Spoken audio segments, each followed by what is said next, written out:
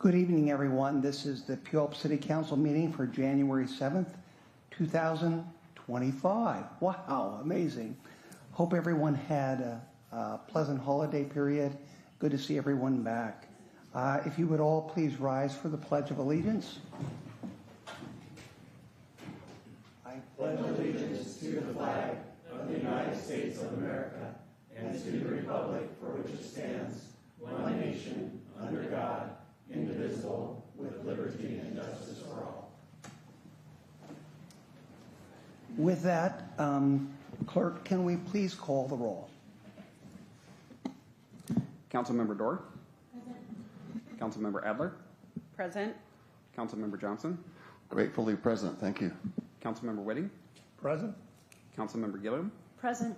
Deputy Mayor King. Present. Mayor Castava. Present.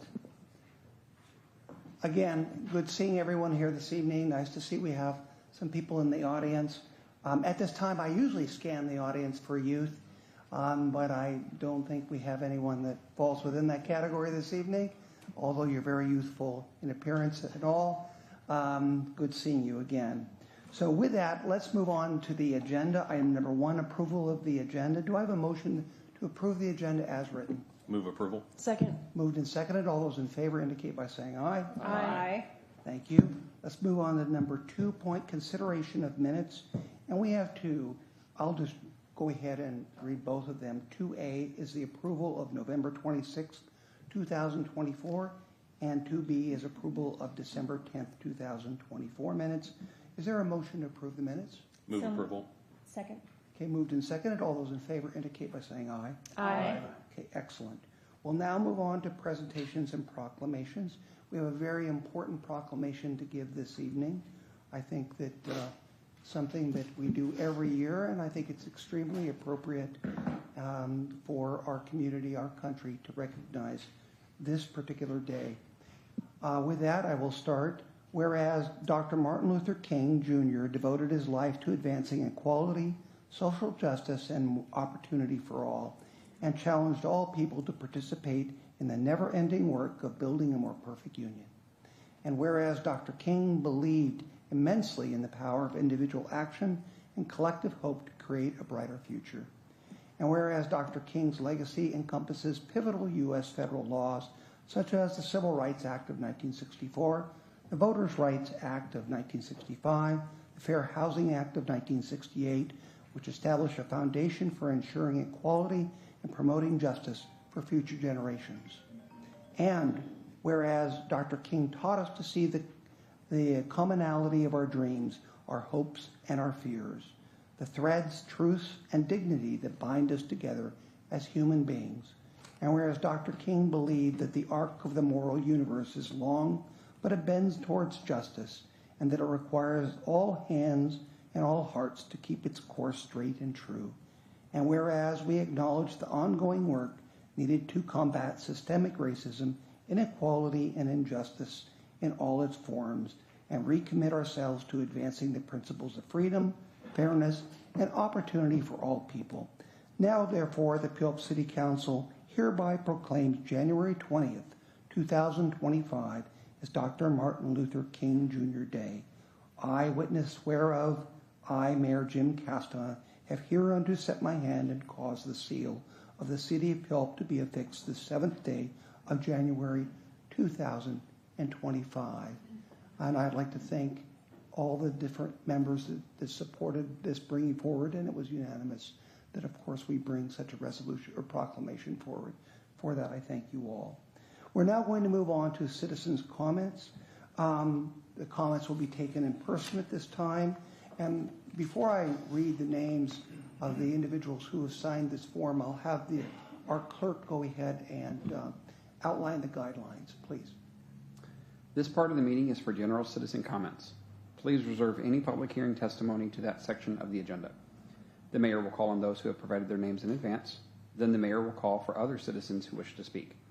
For the record, please state your name and address or city council district in which you reside. Please direct your comments to the council as a whole, not individual council members. All comments are limited to 3 minutes. The clerk will provide verbal notice when only 30 seconds remain. As a reminder, This portion of the meeting is council's opportunity to hear from the community and not a time to engage in debate. Lastly, per state law, this public comment period cannot be used to speak in support of or in opposition to a ballot measure or individual candidacy, and no such comments will be allowed. Okay, thank you for that. Now, anyone who wishes to speak, please fill out one of these forms so you can get in the queue. Of course, when we're through with all of these, you're more than welcome to come up and speak at that time if you'd so choose. But anyway, this makes it a little bit easier. With that, the first citizen we have to come forward is John Hopkins.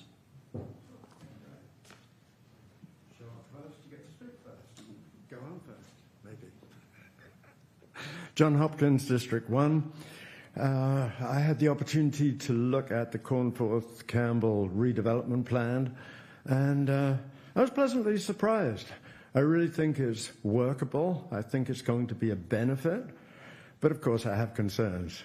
You'd expect nothing less. And of course, I'm going to talk about parking because I always do. And you might wonder why I am so obsessed with parking, and that's because I've had property downtown for 30 years, and I've been through minor recessions. I've been through COVID. That caused a lot of turnover, and I've been through the great mortgage collapse. That caused people to move around, but none of those compared to when Sounder hit the town. They took up all the parking spots, and it was brutal on businesses. It was absolutely devastating. The poor business owners, they would have to leave and move their cars all the time. Nothing was worse than that. But I think you can overcome those things by compensating and with additional parking. And I do note to your credit that you're going out there and buying places and producing more parking, which I think is to be applauded.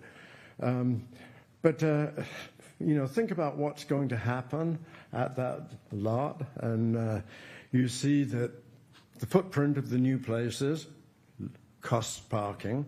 You see that the apartments will probably have just one parking space each. Now, how many parking spaces would you need here? Do you think you can do it on 7? I seriously doubt if you could do it on 14, to be honest. There will be pressure on the streets because of it. Plus, you've got a new business there, or multiple businesses, in the cooking and restaurants and all that kind of thing. So there'll be a need for parking for them. And we've seen the success downtown somewhat recently with the new businesses, Cat Cafe and the little cafe, the holiday cafe next to it. That's caused some parking issues. Then you have try and get a parking place on West Meeker anytime during the week, even Sunday morning. It's nuts. And Stewart, same sort of issues. Poor old Caitlin, I think she rents 20 or 30 places. 30 seconds. It's absolutely crazy. Anyway, there's a few other concerns I have, but those are the main ones, or that's the biggest one. And I would hope you talk to the adjacent business owners, Charlie's and Bumpy's, those ones that are right there, because those are the ones that will be impacted the most. Thank you. Thank you. Colleen Wise. Thanks. I served on the board of directors for Fruitland Mutual for 30 years, and so I appreciate all of you and your civic commitment, and thank you. And this is a sweet setup, too. So I just wanted to bring something to your attention that I think is dangerous and then offer some solutions. And that's the traffic around Fruitland Avenue when it's pick-up and drop-off time for the students. So parents come and they are blocking that lane of traffic. The choices are when you come out of I'm sorry, I didn't give my address, 2631 18th Avenue Southwest. I'm in Orchard Hill, and we're just south of school. And you come out of our neighborhood, and if you turn left and it's the wrong time of day, you're like, oh, no. And you have 3 choices. You can take the left turn lane and go around the cars that are stopped between the 2 driveways of Fruitland School. You can try to negotiate a 3 or 4 point turn and turn around and go the other way on a busy road that's narrow and has traffic coming toward you. or you can just stop and wait. And last month I got stuck and it's like, oh no, it's 2:25. And I was following another car and I thought there were only 3 or 4 cars parked between the driveways. I'm just going to take the left turn lane. It is safe enough to do. And I followed another car through, which turned out to be a cop. So I stopped, and he actually was there to stop traffic in the left turn lane. Didn't issue me a ticket, but I pulled over and waited. And I waited 28 minutes to be able to pull through. There's no flagger. That is so dangerous. I mean, that is not right. So I think there are some solutions, and I have some cheap solutions for you, and they're temporary. I understand the school district is going to improve the parking situation. That won't happen till summer. We have 6 more months of school. That's a lot of dangerous situations twice a day. So I suggest the problem is between the 2 driveways. There's about room for maybe 6 cars there, and that's what's holding up all the traffic. South of there, there's a shoulder, and the parents do pull over onto the shoulder. And so I think the parents can be trained to not stop between the 2 driveways. The problem is the first ones there want to be first in line, right? And so they stop traffic, and we're told that we will be ticketed if we use the left turn lane to go around them. So if they stripe that area with the yellow caution stripes, maybe even do not block or no stopping, I think parents would understand that they're not supposed to stop there and start their queue at the shoulder. The shoulder runs out right about at my neighborhood. They can jump across the street and park in my neighborhood, but it doesn't block traffic on Fruitland that way. Speakers reach 3 minutes. Excuse me, Colleen. Yeah, I'm sorry. We have to, unfortunately, be very strict in our time. Gotcha. Only because I have to treat everyone the same. I understand. And everybody will want, additional time. Sure. I'm sure you understand. However, would like to continue this conversation, and it's rather unusual that I would allow a member, but I have a special request for Councilmember Johnson. Did you? Yeah, no necessarily. I just want to thank you, Colleen, for bringing this up. I will. Your bringing it forward further stimulated my blood pressure to get going on this. And it is a danger issue, and I've had conversations. City manager knows this, so this reiterates my concern. Him talking with the school district. If this was a business council, we would never allow this. Councilmember Johnson, can I ask a request? Yeah. This is just highly unusual we have exchanges during public comment. I'm not exchanging with anybody. Is it possible that you could meet directly with Colleen? And I assure you that I will give this my attention too, but do you mind? Well, I'm not exchanging. I just want to make a comment to reiterate, that's all. But if you're done with it, I'm fine. Okay. Again, thank you, Colleen. Okay. If you would like to, I have your name, your address, your telephone number. I think you have some good ideas that it would be good to have staff continue this conversation, okay? Yes. Okay, thank you. Thank you. With that, let's move on to Doc Hanson.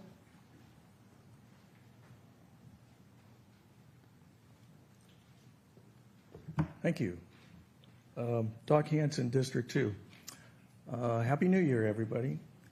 Let's get off on a very good foot, and I think we can. You just received, or will receive, the comprehensive plan, the update of the comprehensive plan from the planning department, planning commission. I was at the public hearing where all citizens were given 3 minutes to talk about what they liked and didn't like about the plan. And somebody indicates that we only get 3 minutes to talk on this. I've been in the business for 43 years, and I know that's not fair to the city or the planning commission because it's been in their lap for 3 years. Now, after 43 years in the city of Puyallup, I was tired of it. COVID came, and I didn't want to be involved until I saw the plan. The plan is very good, I will say.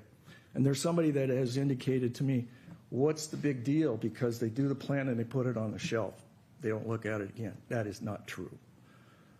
We had to look with every decision we made. We had to look at policies that were actually in place.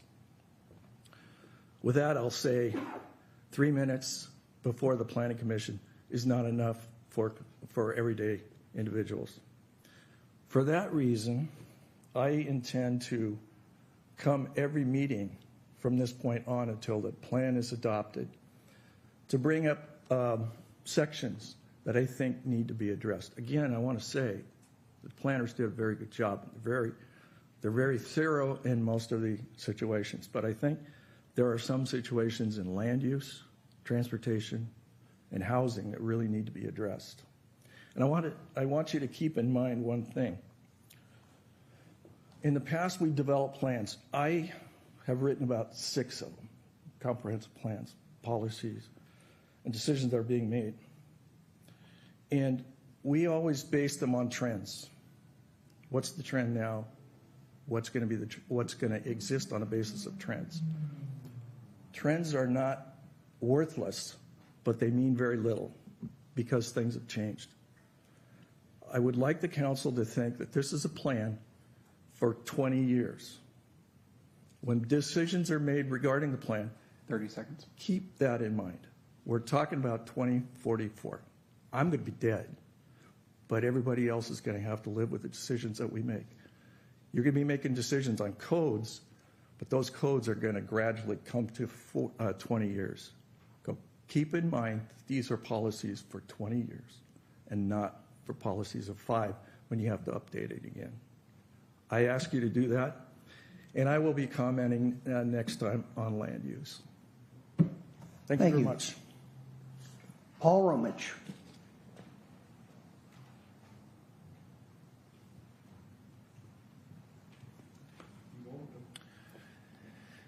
Thank you, Mayor Keskema. Paul Romich, District 1. Hope everyone had a great holiday break. Fortunately, couldn't make the previous session. I was on vacation, but I really like the plans for the Cornforth campus site. It really shows what land use can be like in Puyallup, going forward, especially where we have really productive lots that don't just produce housing, but also produce, sales tax through businesses, right? And we can have people live close to where they work, live or play, and have that all available to them, right? Regarding parking, there is quite a bit of parking on site, and that comes at a cost, right? We lose green space, we lose square footage for our restaurant, right? Or businesses that might be on the site. We lose square footage for housing. It's mutually exclusive, and then it comes at a cost as well, where each cost of parking, or each parking stall costs anywhere from $10,000 to $40,000 a unit. At some point it stops penciling when parking is expected to be free.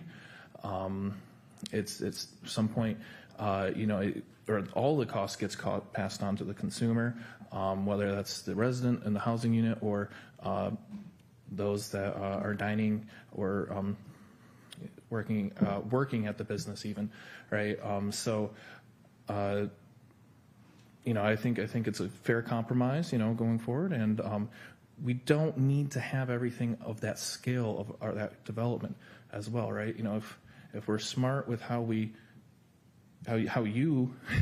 apply policy heading in the next 6 months, we can have smaller developments, throughout the city that help kind of disperse that growth. So it doesn't have to be as drastic either, right? But that's shaped by the code you set forth, right? It's shaped also a bit by how we finance said developments, but you have to enable it before it can even be financed, right? So I thank council for all their hard work on this project, and I'm hoping to see more projects like it. Potentially with the AOB lot and other lots the city has. Thank you. Thank you, Paul. Appreciate that. Do we have anyone else who would like to come forward for public comments?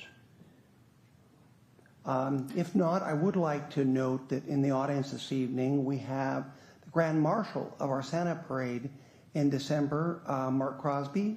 If you could just go ahead and you could stand and be acknowledged, we would thank you very much for doing that. Always nice to embarrass friends. You're very welcome. With that, let's move on to the consent agenda. The consent agenda are items that we vote on in one vote with the idea that there is consensus, that they are unanimous. Having said that, is there an item on the consent agenda that a member would like to have removed? If not, I would entertain a motion to approve the consent agenda. So moved. Second. Moved and seconded. All those in favor indicate by saying aye. Aye. Okay, excellent. Let's move on to number 5, public hearing.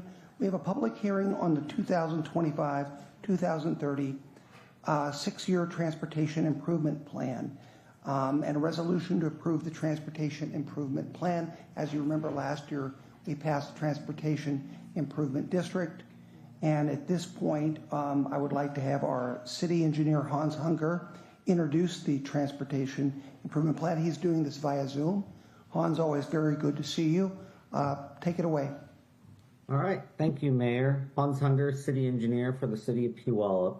The adoption or the update of the 6-year transportation plan is an annual thing that we do. It's required by RCW. And it allows the city to kind of keep this document as a working document of what are the priorities focused on road projects. So it's important to distinguish.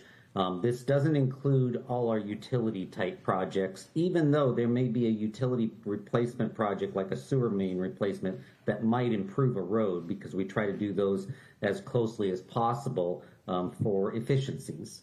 But what this does is it lays out kind of our priorities for the city of where we're focused on. You can kind of see the number of different categories of projects, anything from non-motorized improvements to intersection improvements, corridor improvements, and other just road maintenance and improvement type. And it's sometimes I really do have a challenge categorizing these projects because they don't always fit neatly into one category. But it's important also to note that this is kind of an aspirational document. We want to get what's on our radar screen for not only the next 6 years, but the next 20 years onto this document, so it shows what we're focused on, and from where the dollars fall out each year, you can kind of see where the priorities are. And this year is an especially important time to do this transportation update. One of the hard things when you have so many different road projects is always to know where the origin, what's driving that project. But since this is the year that we're working on adopting the update to the comp plan, which has a transportation element, there's quite a bit of work done in the comp plan transportation analysis that feeds into this, such as which projects are we assuming in the 20-year span of the comp plan will be completed within the next 20 years. And we had to make assumptions on those based on where our current priorities are.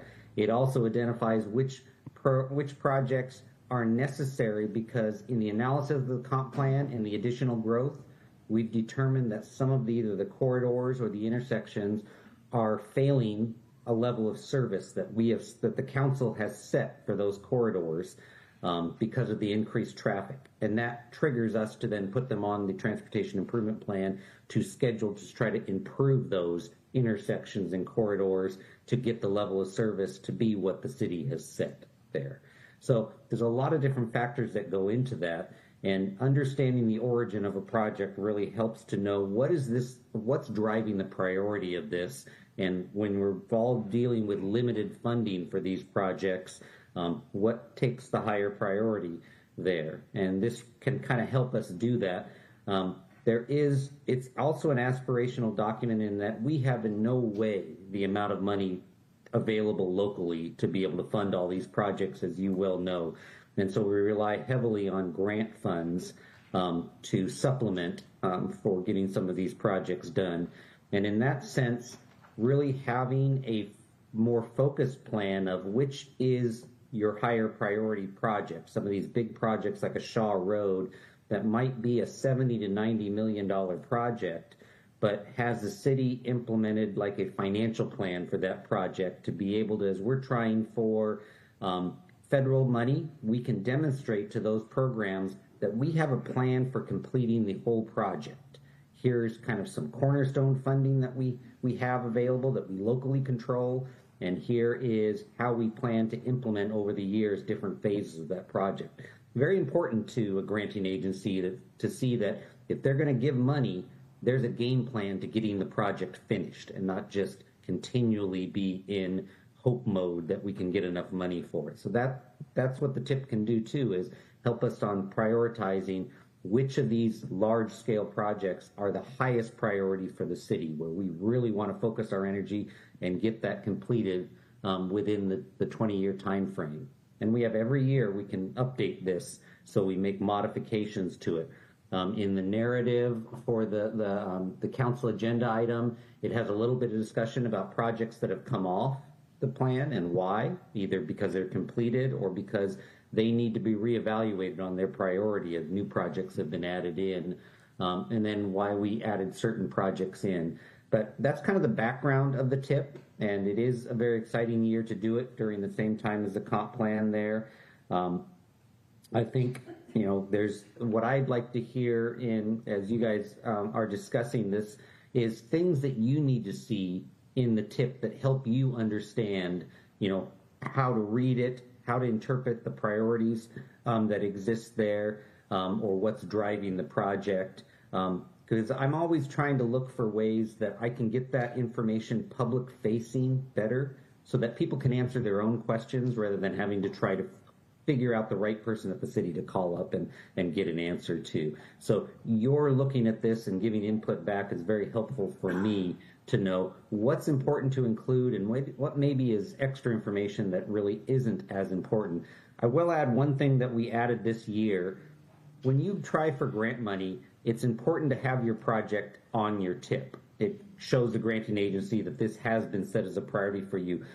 But some of these projects are so large that if you start including everyone on the TIP, you end up with $20 million a year you're trying to spend, which is totally unrealistic. So what we did was we added a feature onto the TIP where we will include the project, but if we don't reasonably know how we're going to fund that in the next 20 years, it's put in as $1. It keeps it on our radar, but it also tells us we need to work to figure out how we're going to fund this particular project if it becomes higher priority. So that's one way to read the TIP there. And with that, I will turn it back over to you, Mayor Castema, and answer any questions about this. Thank you. We'll open that up to questions from the council members. Hans, you said that if we had any suggestions, we could provide those. I heard a very interesting suggestion that I think maybe that we ought to think on many of these policies. I had heard today that some policies are put into a chat GPT type format where you can download the entire document plan and then people can search it using artificial intelligence. In other words, you could take the entire TIP plan, put it in so that if a constituent wanted to know if it would affect a particular road in their district, they could write it in a way that you would do it for artificial intelligence, which is kind of layman's terms of how you would identify it, and it could interpret that and actually render an answer. And this gets to your point about helping provide information that would make it so that a person wouldn't have to contact the city staff and go through that. The city staff would have to identify all of that. I put that out there only as something to think about. I think that would be extremely enlightening in using artificial intelligence for a great municipal purpose. Yep, I agree. Yes, there's lots of ways that even I would need to start exploring more on ways to use that to make things more efficient, to let that artificial intelligence do some of the research for you. So with that, I'm a little remiss in that we are now in a public hearing for this. This does require a public hearing. And as such, I'd like to at this point open it up for citizen comments. If anyone would like to make a comment, keep in mind in a public hearing, unlike general citizen comments, you are allowed to speak for 2 minutes. As to why that rule is, I can't really tell you I know. But it is. You have 2 minutes. So I see we have someone in the audience. Mr. Hopkins, if you'd like to come forward, you have 2 minutes. Sure, and I promise not to talk for more than 2 minutes. Should be simple. I'm not criticizing the plan whatsoever. I'm just a little concerned, about the timeline on the missing link on the Riverwalk. I'm trying to understand why it would be 2030. We're in design phase right now, so this year it should be completed. We should have a scope and an engineer's estimate for the cost this year. So that means we should be starting on grant requests and getting funding next year. And the beginning of that actually is for community support. And I think we can get the community support from the various organizations. I'll chip in $5,000. That'll just astonish you, won't it? So, I mean, that's a start, and that'll be with the Foothills Rails to Trails Coalition designated fund. So if this year we're done with that part, and next year we're out for funding, that means that's 26, 27. We could, in theory, do the project. It could actually be done in 27. Now, of course, nothing goes according to plan, so it's more likely to be 28. So why would it be 30? That's my only question. Can you move it up a little bit? That's all I'm saying. Any further comments? Thank you, Mr. Hopkins. Any further comments? Paul Romich.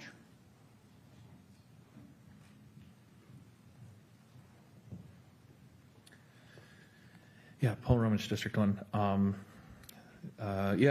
So as Hans said, this is an aspirational document. A little concerned at the amount of funding, particularly with how it's scheduled over for our non-motorized use. We have quite a bit, this upcoming year, mostly sidewalk connections, which are amazing. That's awesome.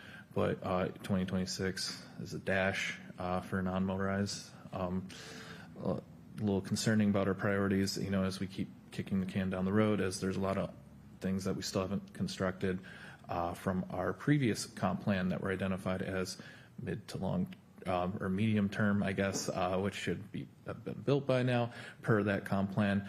So I'm just a little concerned in that regard from the prioritization perspective, and something that ties into that, right? It seems like we're willing to beg, borrow, and steal to get the Shaw Road expansion completed. That's for $60 million. But everything that we had considered and had our consultant graded grade from a non-motorized perspective for our comp plan was $50 million. So one project for $60 million, or if we could find individual wins throughout for now we can uplift the entire city and provide capacity in ways that we don't currently have for less.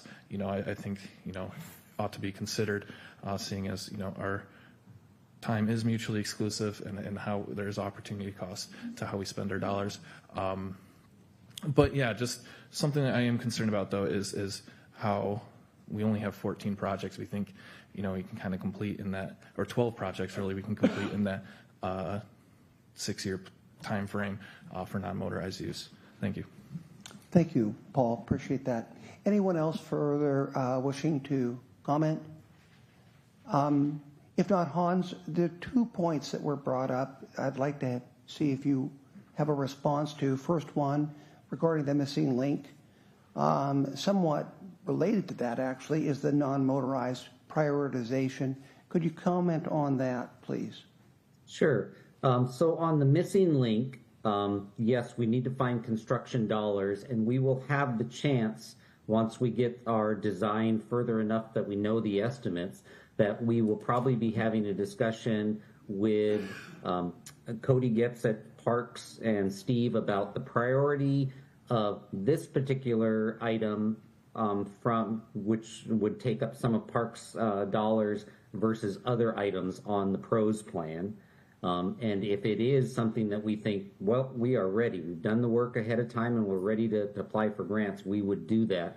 And then by the time we knew if we secured grants, we can update the capital facilities plan again and bring it forward. So yes, it is. Once you get a project designed and completed, it becomes much more desirable for a funding agency to fund that. So I think the timeline could speed up, and that's where I would just caution that the timelines you see on there, one thing I'm cautious about on the plans, I'm trying to balance the dollars per year.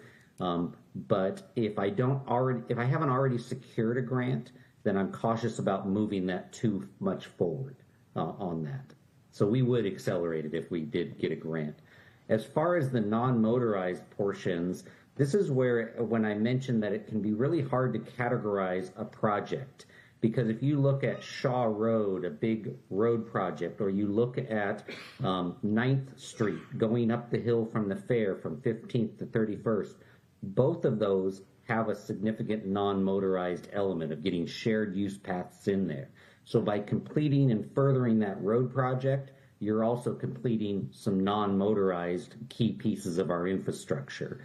And so there might be a way that I can better demonstrate when a road project or another project has a non-motorized element, that is also, being moved forward if you see a lot of dollars in one category but versus the other. Thank you. That would be advisable, I think, to do that. You can certainly do them by scale. Certain percentage would be non-motorized, et cetera. But I think tracking that sounds like something that would be good. So seeing that there is no further comment, I'll close the public hearing. And I would entertain a motion to approve the resolution for the 6-year transportation improvement plan. I'll make motion. Second. Moved and seconded. All those in favor indicate by saying aye. Aye. Okay, let's move on to number 6, an ordinance. Thank you, Hans. Appreciate your time. Thank you. Hope all is well. Thank you very much. Number 6A, first reading of an ordinance amending the Puyallup Municipal Code pertaining to sewer usage charges. And Finance Director Barbara Lopez, she'll introduce the ordinance and field any questions you may have. Thank you, Mayor Castema. Good evening, Council. Barbara Lopez, Finance Director. Excuse me, gentlemen. It just has to do with the chamber that the voice carries. So if you could take your conversation to the side, that would be welcome. Proceed. Thank you, Mayor Castema. So this ordinance in front of you tonight makes a change to our Puyallup Municipal Code related to some how we calculate sewer usage charges. So just as a background, right now in our code, it states that sewer usage charges are actually based on water consumption. However, several high usage activities such as like irrigation, filling a swimming pool, filling a hot tub, pressure washing, all of those activities that tend to happen in the spring, summer, and maybe early fall inflate water consumption, but they have nothing to do with sewer. So within the code, what we do is we call it internally, it's called winter averaging. Basically what we do is we take certain months, November, December, through May 31st, and we figure out what your average is of water consumption during those more non-high use months. And then that's what we use for your sewer charges during the spring, summer, when you're doing all the pressure washing and irrigating and those sorts of things. This ordinance in front of you is we are proposing to shift the dates as far as what we are considering winter time months that are billed at the actual water consumption versus those other months that are higher water usage for other reasons, and that we would actually use an average consumption for. So right now, November 1st through May 31st bills would be charged based on actual consumption. We've heard feedback from several customers that they are already wanting to be doing pressure washing earlier than May 31st. So technically, if they want to not have to pay a ton of sewer charges related to that pressure washing, they would have to wait until June.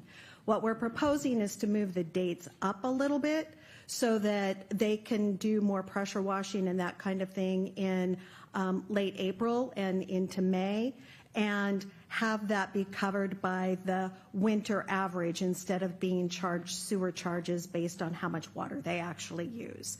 So that's the change before you tonight, is to just shift those dates. Basically, it's taking, right now we have 7 months that are based on actual water consumption and 5 months that get the average that we use, and it splits it up 6 and 6. So we've got 6 months of winter time that is actual consumption, and then the 6 months of summertime, spring, that is at the average. Those 6 months of winter time, those are the months that we would use to compute the average that gets used then on the bills for those summer higher usage months. So I'm happy to answer any questions, but that's what is in front of you tonight. Deputy Mayor King. Thank you, Mr. Mayor.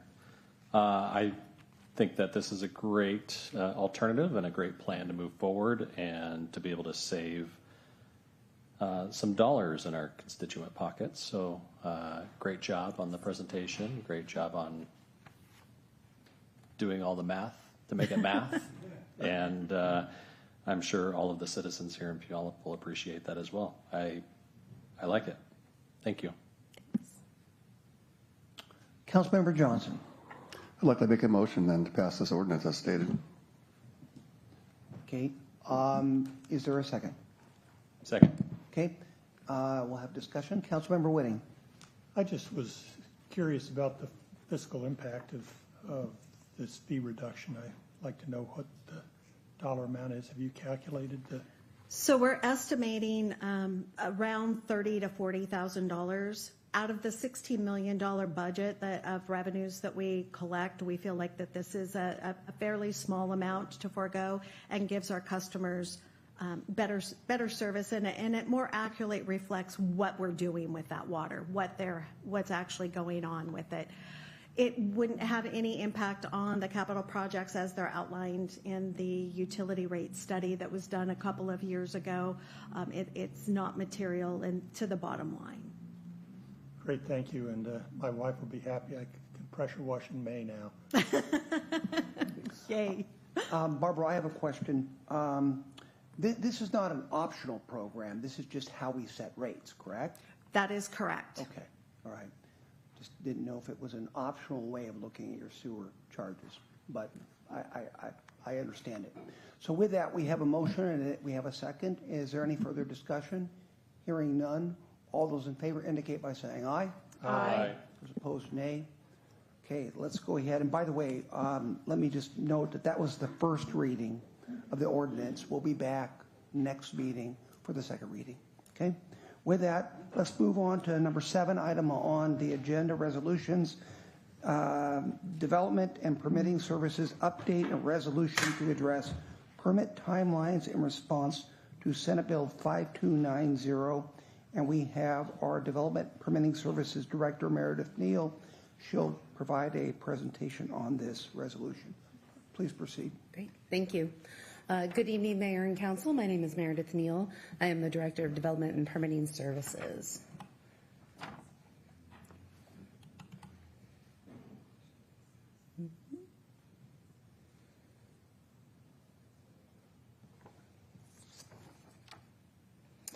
So tonight I will be providing a brief overview of the department and permitting data from 2024, and then I'm going to pass it over to Talika Makaria to discuss our Qualtrics survey results, and then to Katie Baker for Senate Bill 5290, an overview of that and a resolution, and then back to me briefly to let you know what to expect in the year ahead. So our department consists of 5 divisions. We've got planning, which reviews current projects, including landscape, design review, zoning, and environmental review. And they also oversee long-range planning, such as the comprehensive plan, development regulations, shoreline master program, historic preservation, and annexations. We also have building and fire. They review, approve, and inspect all new buildings and all building remodels, including plumbing and mechanical. And they also do fire prevention work. We have engineering, which reviews, approves, and inspects all privately constructed development, including utilities, site preparation work, civil engineering, and right-of-way permits. The permit and customer service is our permit counter. They assist customers through the process from the initial pre-application meeting to obtaining their certificate of occupancy. So they're kind of the first stop if people have questions about their permits, what permits they should get, et cetera. And then we have code compliance. And code compliance enforces compliance with many sections of the municipal code, including zoning ordinances, property maintenance codes, home occupation, sign codes, and public nuisances. So last summer, we rolled out a new department core principle, which is that we are dedicated to exceptional customer experiences. What you see here is a portion of what we shared with staff, basically saying, that we are dedicated to providing exceptional customer experiences from the very first interaction with our customers to their final inspection. And our focus is really on creating positive experiences. The goal of this was to provide a framework for employees to make decisions and act in a consistent manner and kind of establish a shared understanding of what we stand for. It covers actions, what we do to enhance customer experience, and also behaviors and emotional intelligence, sort of that how we approach and interact with customers. For example, we've talked about when we decline a request, that we do so in a respectful and considerate manner. We take the time to explain our reasoning, and we offer alternatives or solutions when possible. So that's something that we've been working on over the last year. So in 2024, we processed 2,130 permits.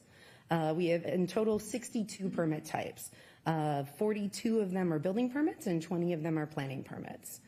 And so as part of this, I thought it would be interesting for you all to kind of see how permits have fallen compared to other years. So in 2024, the total project evaluation was $342 million. So that's like building permit types, that type of thing. They will tell you how much the building is worth that they're building. The permit review fees that were collected last year are $2.8 million. And then the impact fees and the system development charges were $3.67 million. So on the chart that you have on the right-hand side shows you how that compares to 2023 and 2024. So the number of permits is up by about 100 permits from 2023 and 2022. But what's interesting is that the project evaluation is much higher. So there were a lot of larger projects happening in the last year. So, it's possible that some years you have a high number of permits, but a fairly small project valuation. So this shows that some of the larger projects that were happening have a higher value. Projects like Easttown Crossing that were starting up, about half of the buildings in that were permitted last year. And then it also shows the fees collected. Typically, that does relate to the project valuation, and so that's why you see that last year the fees collected were about $800,000 higher than in 2023 or in 2022, and over $1 million higher than in 2023.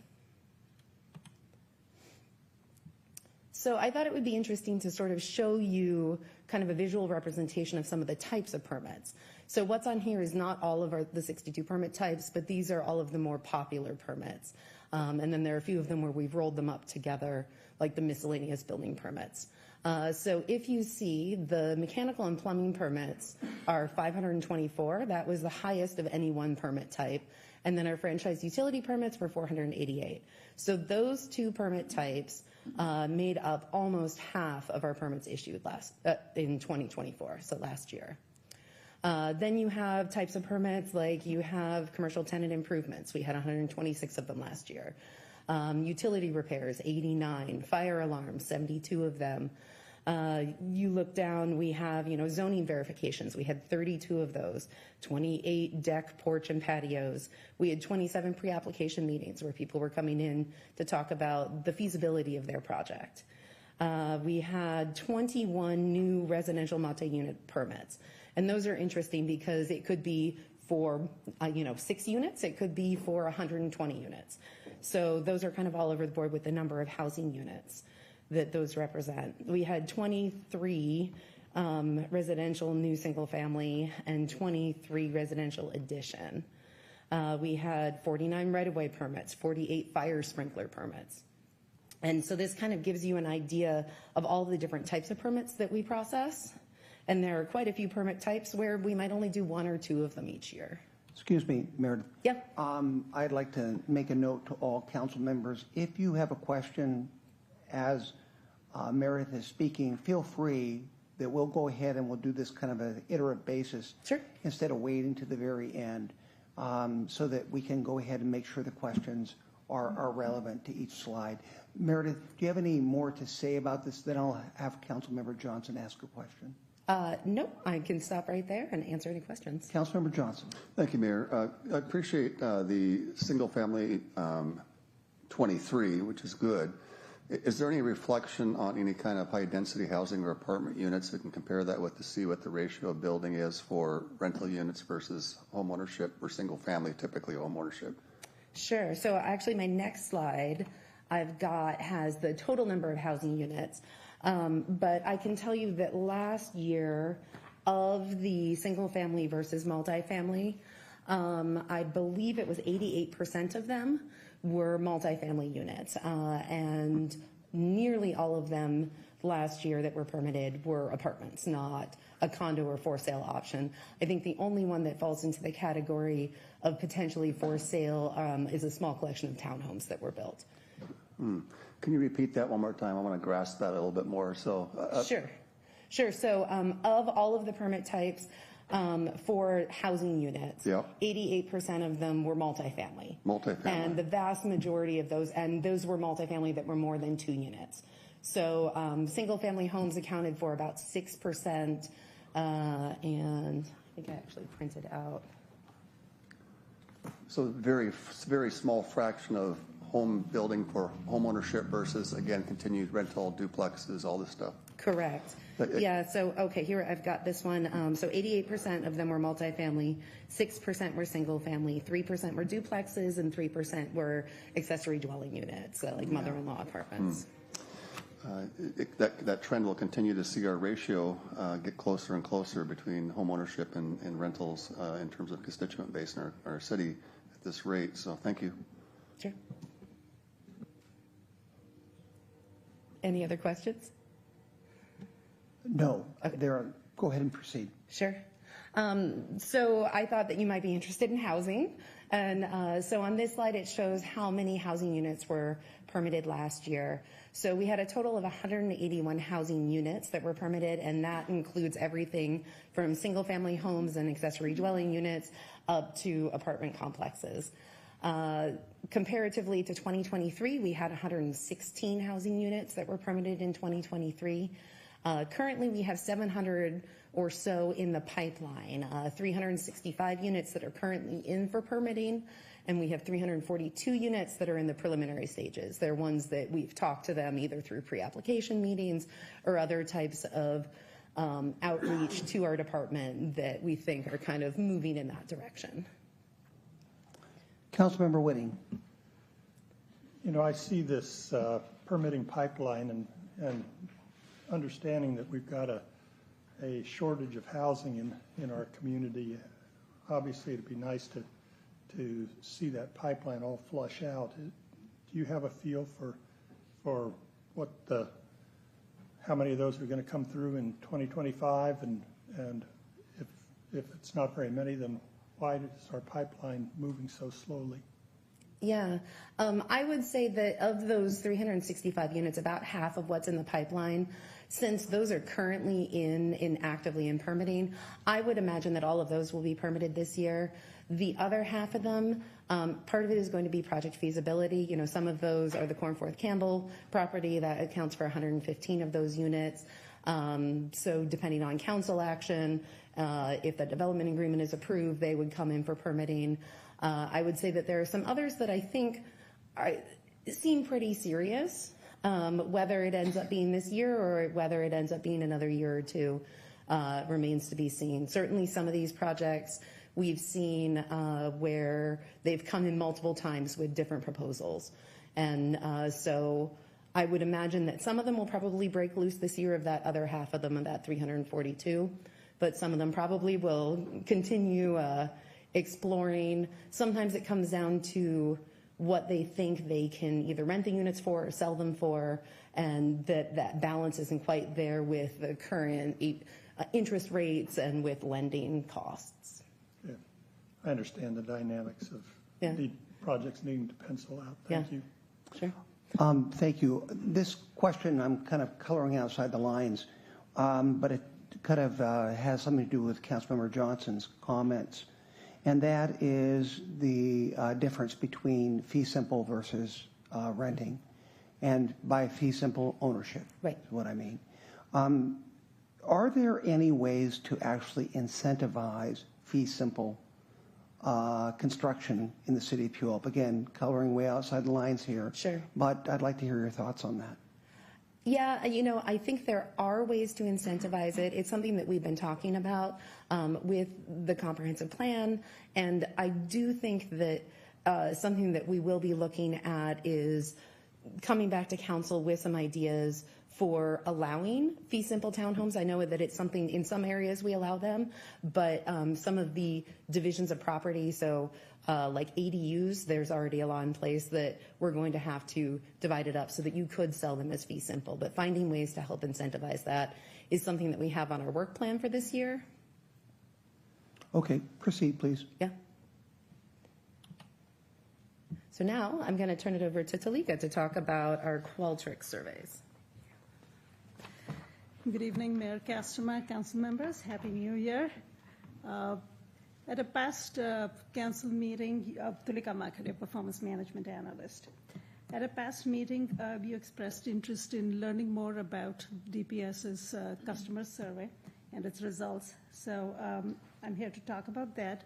But before that, I'd also like to share that based on your feedback, we now have an additional customer satisfaction survey that can be taken anonymously. So customers who are interested in taking that kind of survey will find that on the DPS website's homepage. So we have a few responses already to that. So coming back to the customer experience survey, just a quick background. In 21, we conducted a customer satisfaction survey and received a low response. 45 people of the 260 customers we sent it to responded. But even more important than the low response rate was that less than 10 people gave us feedback that we could actually use, that staff could use to make any kind of improvements. So I reached out to other cities who survey their permitting customers. Kent and Issaquah said they had very similar experiences.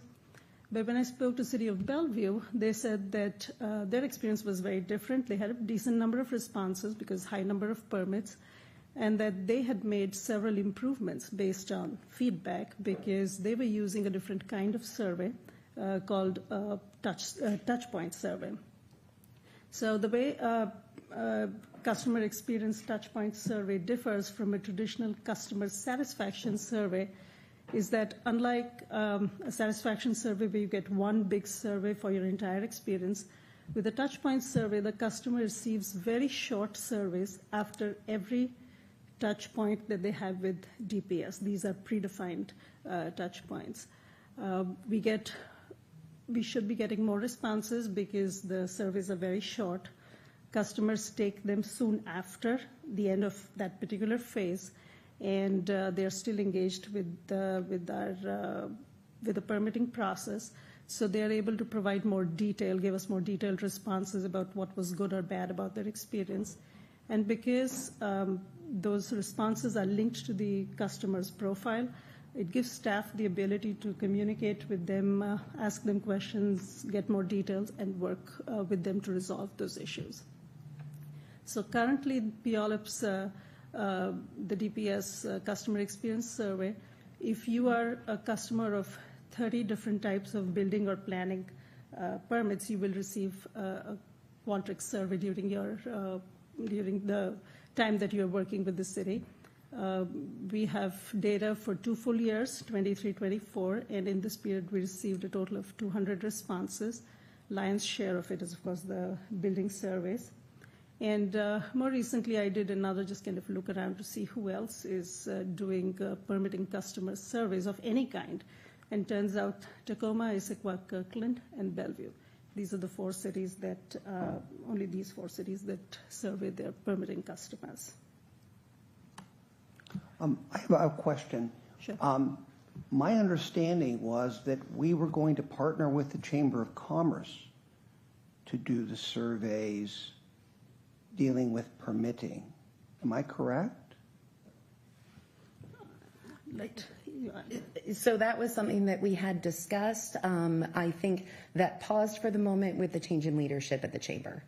And so that was the reason why Talika created a survey that's on our city website. That's an anonymous survey. Okay. Then also I have an additional question. You know, Meredith, I really appreciate when you segment our permitting out by type of permit. You had that slide where you used kind of a weighted visual format. Question I have, do we segment customer satisfaction? Yes, so the survey goes out to a certain number of permits. Not everyone receives it, a certain number of planning and building permits. And I don't have that data right now, but I can absolutely provide that. You know where I'm going on this. In other words, if I am getting, I would like to know how well I do in each one of those segmented Absolutely. areas of permitting. And, you know, for example, when I'm looking for efficiency in time, if someone says, well, I increased efficiency by 50%, but they only did it in one category, like an easy category that they could somehow easily facilitate through an automated process, makes things look overall good, but in reality, all those other areas, there's been no improvement. So it's very important we segment out Correct.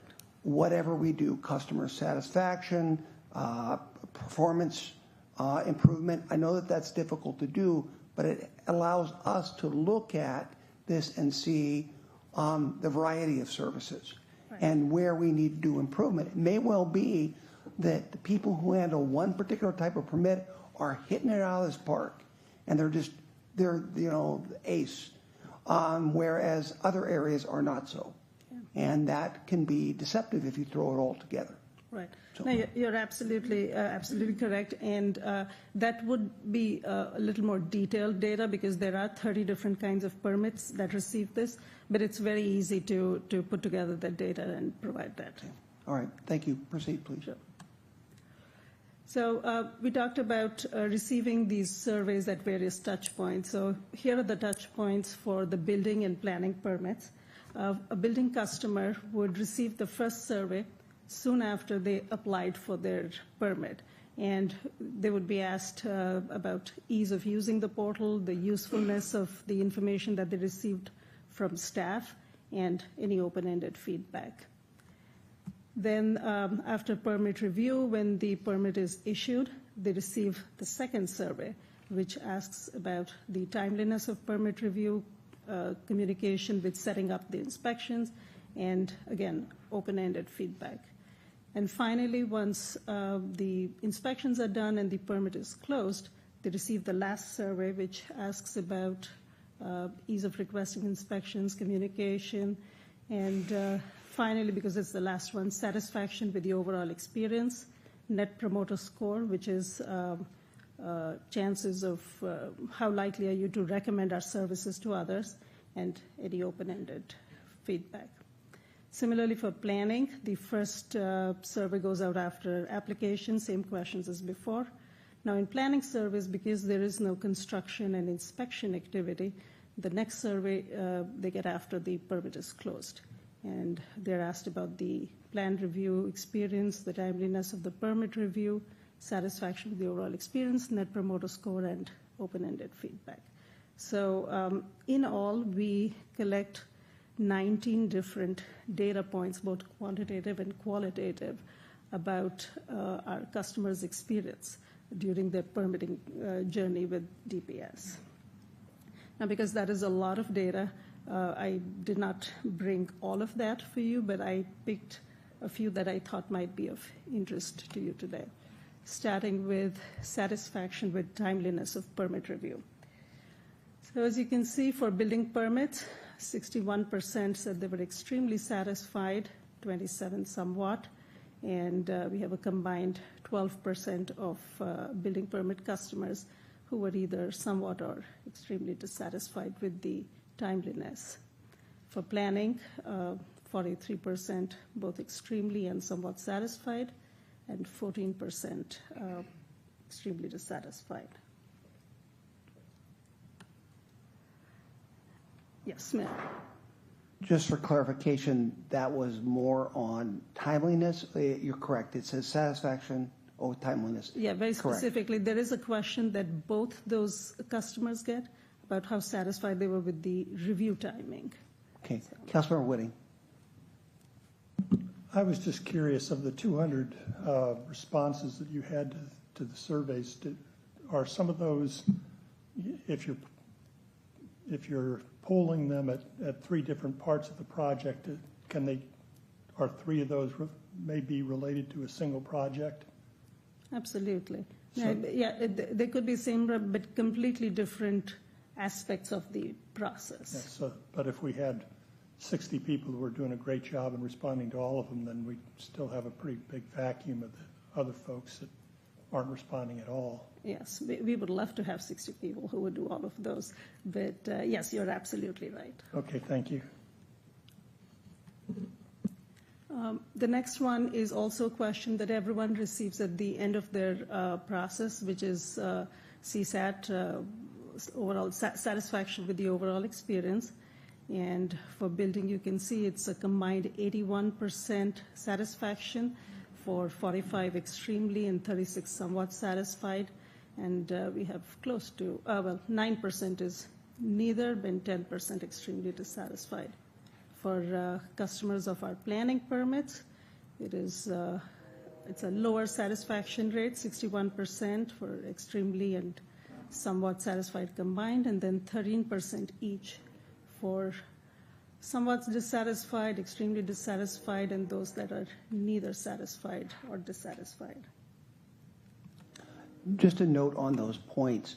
I think it's obviously very valuable that you have satisfaction rates like this, but it's also very valuable, and I know you have 19 data points, that you have actionable questions. In other words, were the documents prepared properly? These types of things that can be instructive. Yes. And so I know you, and I know that probably many of them are such, but I just would want to put an emphasis. It has to be somewhat of a diagnostic tool. Absolutely. Okay. Councilmember Whitting. Yeah, I just was curious.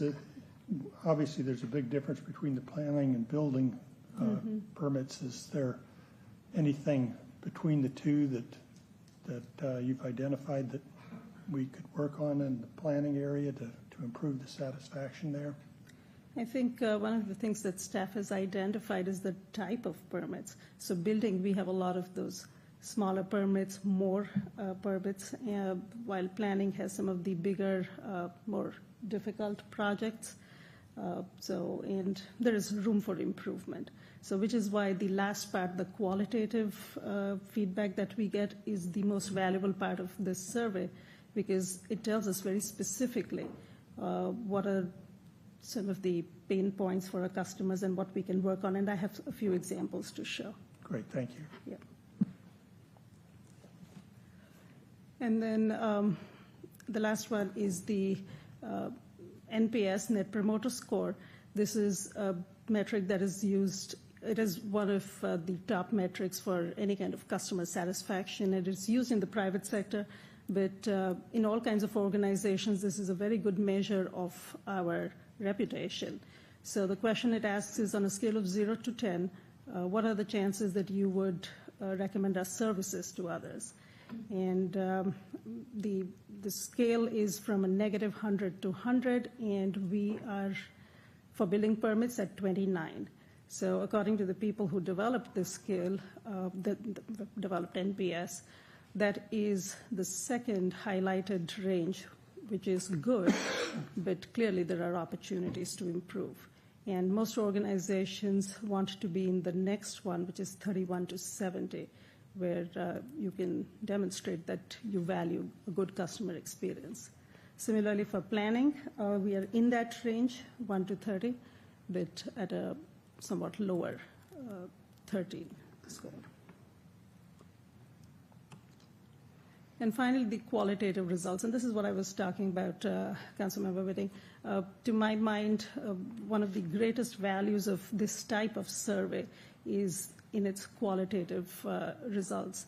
And we have a lot of comments. I picked 3 to demonstrate how staff uses these responses, and without going into too much detail. The first one was when a customer shared that after they, while they were in the middle of applying for a permit, they would save, and then every time they came back, those documents would have moved to a different folder. Naturally, they were very frustrated, and they shared that with us after the first survey.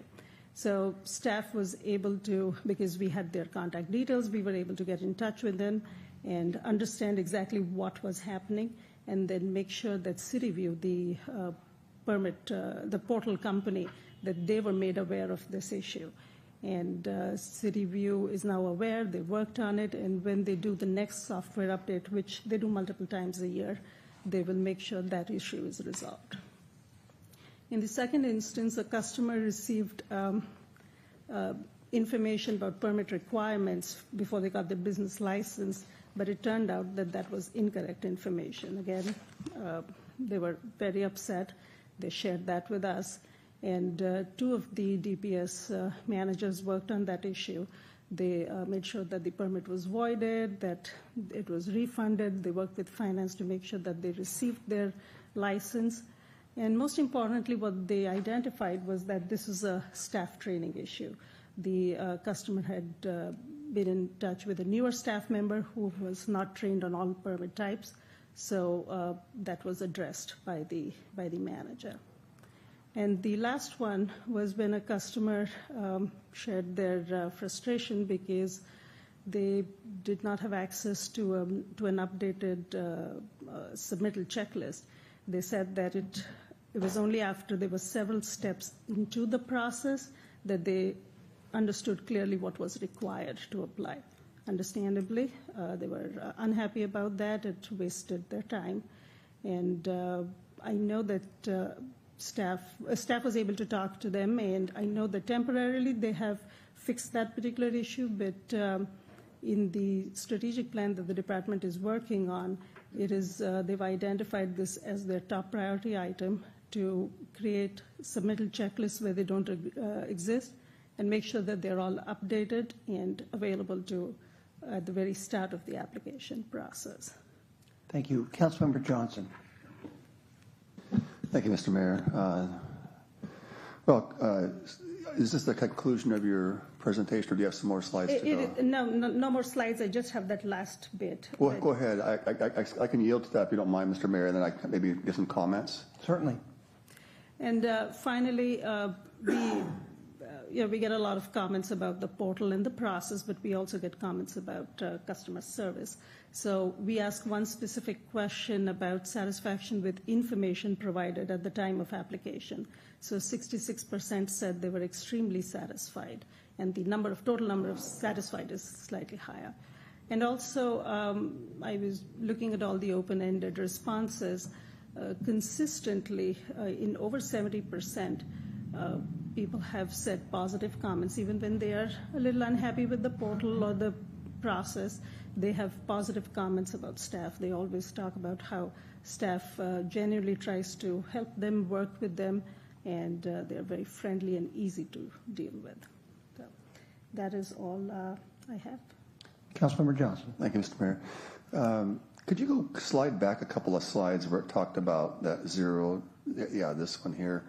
First of all, I want to applaud staff, Katie and Talika, Meredith, Steve, all staff, for really, in a sense, kind of putting ourselves in kind of looking in the mirror once in a while. And, especially when you're starting out, you're going to see some things I don't really want to see, and it kind of out there, and it kind of makes you vulnerable.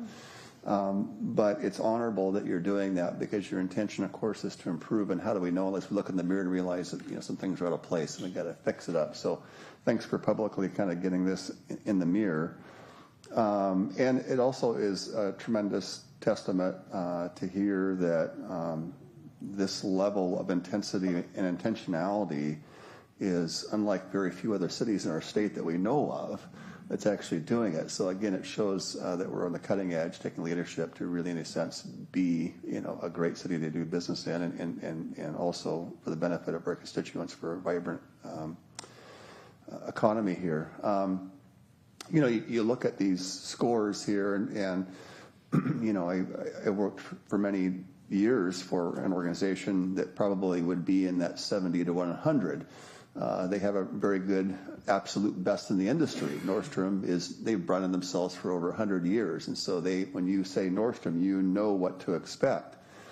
I think there's room for Puyallup to say, hey, let's go for being the absolute best in the industry, that we market ourselves as being the very best. Now, it may take time to get there, but if there's an intentionality, if there's a culture, if there's a mindset, if there is support from the council and to empower staff, then I think it's possible.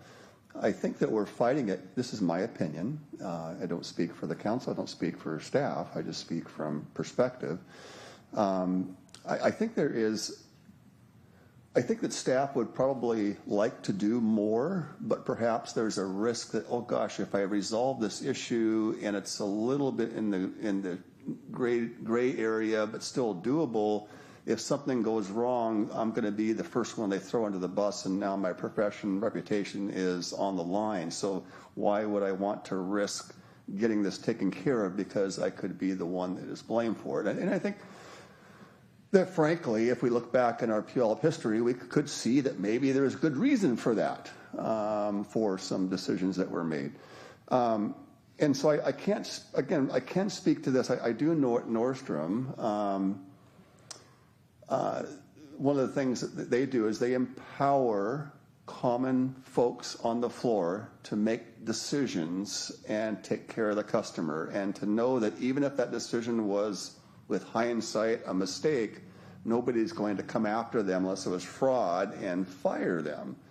So I think there's a role, Mayor and Council, that if we had some kind of a culture that through Steve as kind of the CEO, that we empower them to make decisions within clear parameters, that if something takes a nuance, that we don't make them shy about solving the problem.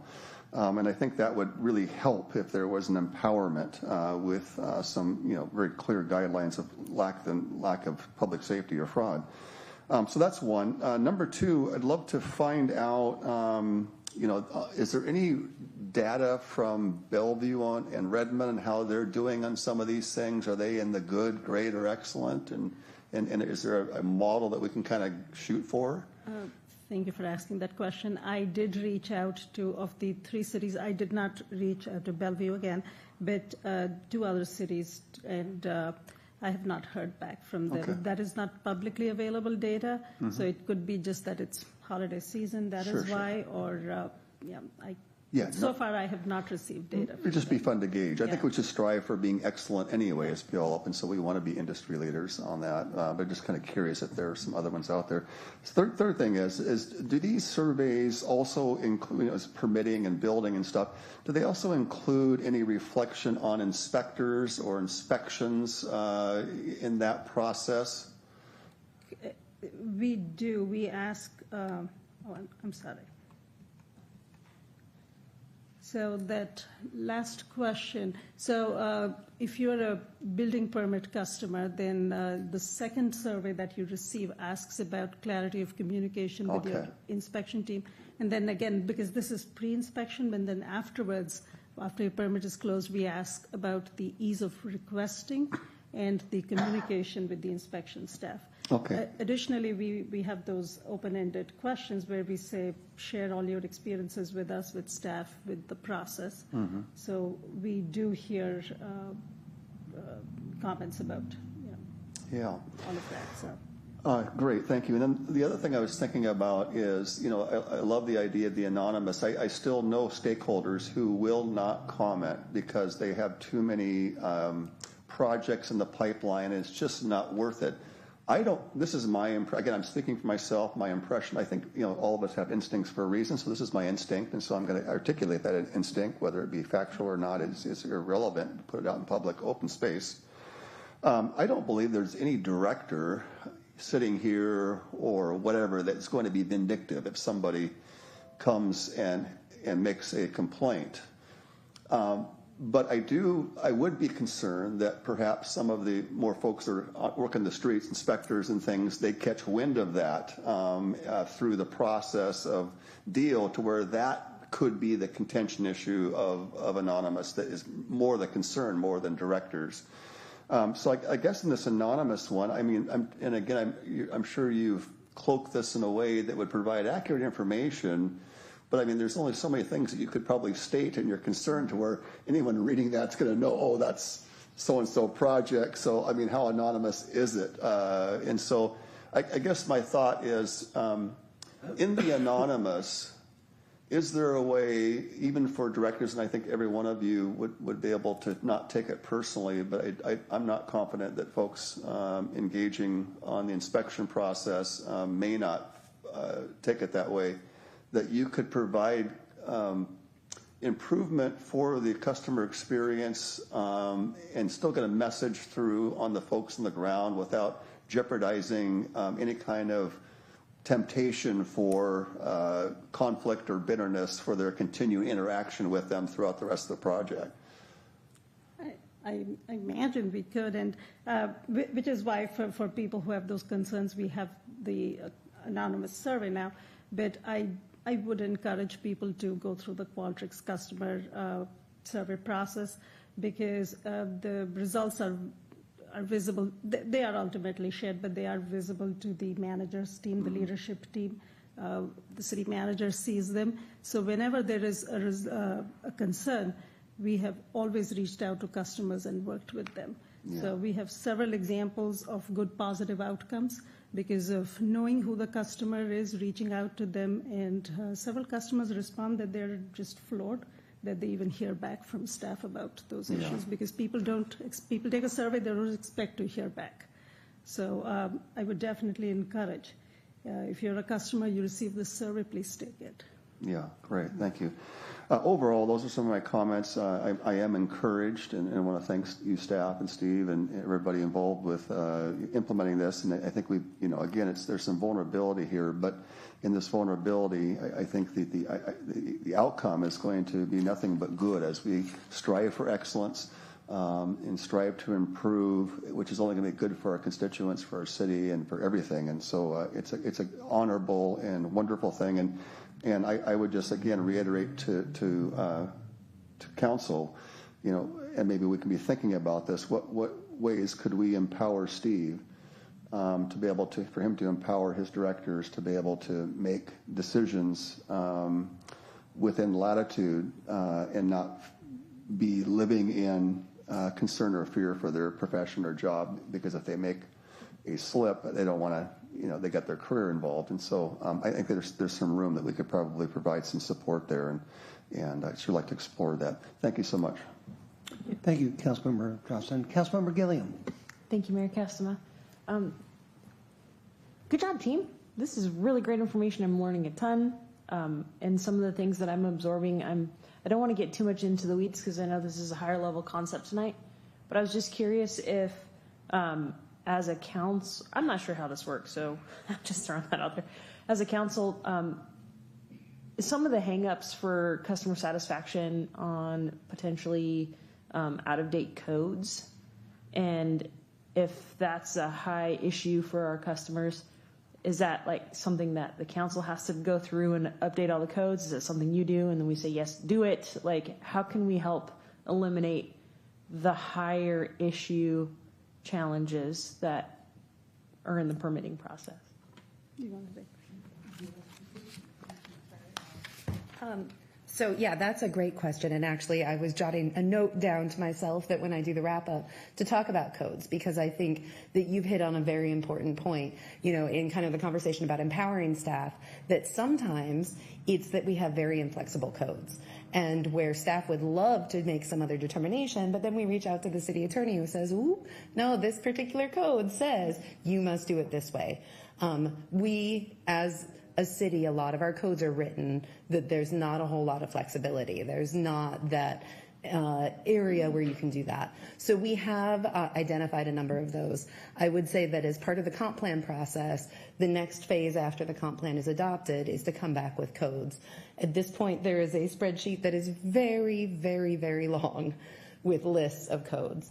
And so I would foresee probably a year to year and a half of bringing groups of them up to council. Some of them, so the first tier of them is going to be ones that have to be done because of changes in state law, so that we'll be in alignment with those changes. The second tier of them, which might be at the same time as that first tier, we'll see what capacity allows for with both our consultant team and with staff, are things that we've identified, that the Master Builders Association has identified, that our downtown economic development plan has, that are the things that are the barriers in different ways. And so some of those will be things like fee simple. And so that's in our work plan as one of the high level ones that is not required by state law changes, but is something that I think everybody has identified. And so I don't know if you want to say anything else on it, but I would say that the second half of this year and all of next year, so going through the end of 2026, you're going to be seeing lots of code suggestions coming through that will work their way through the Planning Commission and then to Council. Okay, thank you, Meredith. Sure. So, Meredith, please stay there. Or, Talika, do you have more? No, I have no. Okay, Meredith, okay, we're being asked tonight to adopt a resolution that when you read through it basically says that we will implement provisions of RCW, and it goes through the various RCWs and kind of identifies them as far as, effective project review, a lot of basically goals that each one of those provisions have. And my question to you, will this move the dial? I kind of take a jaundiced view of much of what the state does, frankly, I do. And the question I have is this actually constructive? And will this, in fact, help move the dial, so to speak? So Katie's going to give you a sort of a brief update about what 5290 is and then talk about the resolution for tonight. I would say that some of the items will move the dial. So like, for example, one of the areas that's part of the resolution is that if a project comes in for a permit and we return it to them and then they resubmit it for a second review, at the end of the second review, there's now a mandatory meeting that would be scheduled with them to go over all of the areas. And if it has to come in for a third review after that meeting, if that meeting can't resolve it, that at the end of that period, after the third review, that you would have to approve it or deny it. And so it speeds that up because we do have some permits that have multiple reviews, that have 4, 5, 6, 7 reviews. That's certainly not what we're aiming for, but I think that this is an area where speeding up the overall timeliness of it and scheduling a meeting where everybody gets around the table and really speaks the same language and understands what the issues are and figures out how to resolve them is something that will move the needle. Okay, I noticed that doesn't address the other 3, but that's okay. Right. Councilmember Johnson. Yes, thank you. I wanted to talk about that code. Thank you for teeing that up. I think it's, good to have code and consistency across the city. But everyone knows that, code in its legalism, in strictest, narrowest, it's also a squelcher, and it's a killer. And so there needs to be some latitude. You still have some standard and intention of the code, but not be the killer or the limiting of the code, right? So if there's code that is that rigid, and we need to revise that, or at least let council take a look at it for some revisions that would allow for still the specifics of what's required, but also put in some provisional administrative determination in a case-by-case situation to where if a director or a manager says, hey, listen, in this case, this is the rigidness of the code, it's law, which policymakers we make, but there's some allowances in the case-by-case to be empowered to make a decision. That's going to make things a lot smoother. It honors the intent of the code, but it also recognizes the unique case-by-case on some projects that may have some latitude that fulfills the intent but may not fulfill the legalism of check boxes, but doesn't certainly fraudulently go outside the boxes so far that it would be out of control. So I hope that is part of that revision to allow those administrative adjustments internally without staff being kind of afraid to make decisions. And then the second thing is that because we empower Steve and Steve empowers you to serve our customers, I don't really want to get meddled in the middle of all this stuff. Again, it's out of my expertise. But I would sure like to know that in a situation, hey, Councilmember Johnson, boy, we think this case would be really great to do, but code is limiting us. Then, you might say, well, let's bring it before council with a fairly straightforward proposal to amend the code, to add the language. It's a couple of meetings and we could be there rather than waiting for a 10-year cycle before we do it again. If there's something that we could be nimble, I think we should know about that and give us a chance to thumb it up or thumb it down. So I would hope that staff would be aware of that and then give us a chance to flush that out and to approve that rather than keep you limited, keep the squelching limited, and which is not really the intent of it. So I hope that articulates something that would empower you and give us a chance to support you in that through some code revision with administrative latitude. And again, I'll just use the analogy again of underwriters. I mean, there's certain guidelines that underwriters have to do, but sometimes, or that codes have to do for when it comes to insurance, but sometimes an underwriter can come in and look at the situation and say, oh, typically we would need this, but in this case, I see that, oh yeah, this accomplishes this, yeah, I'll sign off on it. And so there's a process that allows for a case-by-case deal, but it's through, an underwriter kind of format. So I would hope that staff could do that in some kind of a director's level to be that underwriter, but if code needs to be flushed out, then please give us the opportunity as council to support you on that, but we won't know unless you tell us. Yep, no, I appreciate that. Yeah, certainly, we do have some parts of our code that do have things that say, if the director or the city engineer deems this infeasible, or if it's, going to be so complicated that there are flexibilities there. But we have some areas where that doesn't exist. Yeah. And so that's part of that look through is looking at that. So, yeah. Open the gates. Thank you. Yeah. Well, and I would, the code, portions of it, the original code was written a very long time ago when development regulations that were put on us by the state were very different, and when we had a lot more available land that was easier to build on. And so that's one of the realities is that, we don't have a whole lot of land left that is vacant and easy to build on. Thank you. Yeah. Okay, Meredith, now you say that you have further presentation? Yep, yeah, so there's a little bit more for 5290. Okay.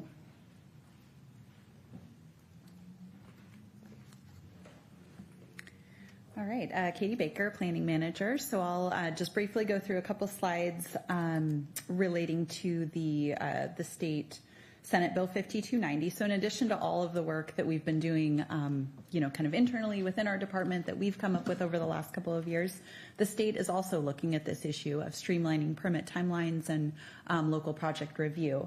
And in 2023, adopted Senate Bill 5290 with that objective in mind. So they made amendments to RCW 3670B, which regulates local project review.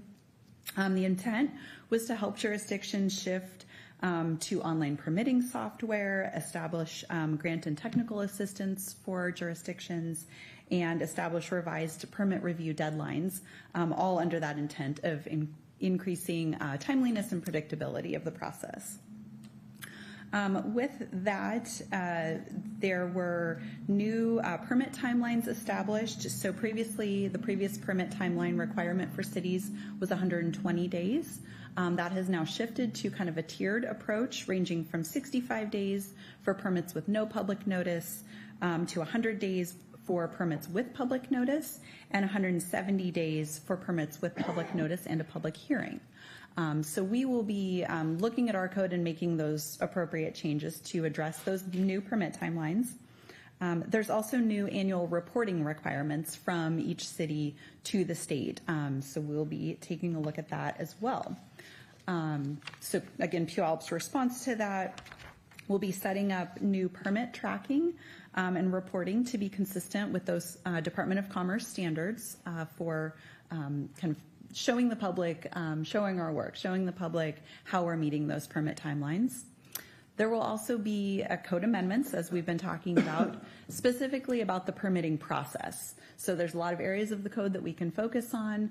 In response to this legislation, we'll be focusing on amendments to our permitting process to streamline that in the code, be more clear as to kind of the various review types and processes that an applicant will go through, including things like our noticing processes. So kind of taking a look at all of that and making sure it's more clear, more simplified, and more streamlined there. And then, as we've already discussed a little bit, there's a proposed resolution before you tonight to address a few key components of compliance. So the resolution aims to adopt 3 provisions that are intended to enhance project review processes. These are the 3 measures that are being proposed. The first is to address or to establish an on-call permitting assistance for each division in DPS. So currently planning and building already have on-call review assistance identified, and we would just need to add engineering review to that process.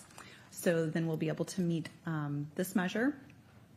The second measure is to state and make it clear in our code that pre-application meetings are optional rather than a requirement for permit submittal. This is largely already in place, but there are about 3 or 4 areas in our code where we do specify that pre-application meetings are required. So we'll bring a code amendment before you to indicate that those are encouraged but not required. And then the final measure, as Meredith mentioned previously, is to kind of shift our review process after staff has done 2 rounds of review and there are still corrections identified with a permit application, that we would initiate a meeting with the applicant to go over those outstanding issues. And then upon their resubmittal, hopefully that addresses all of those issues, and at that time we would either approve or deny the permit. So currently our process is really just to go back and forth in that review process and submit comment and correction letters to the applicant, and just kind of hope that they understand all of those corrections and respond appropriately. Often there are still issues that are either confusing or unclear for the applicant and can be resolved when we come together at the table and just kind of talk through those things. So we do that just kind of on an as-needed basis at this point, and this would formalize that process. I will say that is one option that, as Meredith mentioned, I agree it will move the needle on a lot of these more complex applications and their length of review. It's also a more time-intensive and staff-intensive part of the process. So we want to make sure that we do have the staff capacity to do that, and that we can really do that well and meet our customers' needs there.